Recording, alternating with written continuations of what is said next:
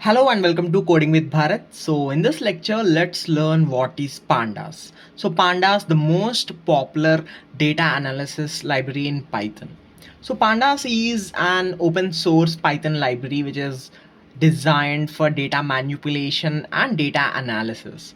So it makes working with structured data. So structured data means data which is stored in tabular form. Okay, so it works with structured data very fast, flexible, and intuitive, especially if you're dealing with data which is stored in CSV files. CSV means comma separated values. So CSV files or Excel sheets or SQL database tables, JSON files or APIs.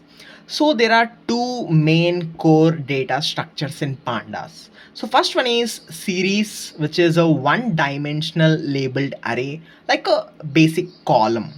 Now coming to data frame. So data frame is like a two-dimensional label data structure, like a full spreadsheet with rows and columns. So in series we just have column, whereas in data frame we have rows and columns.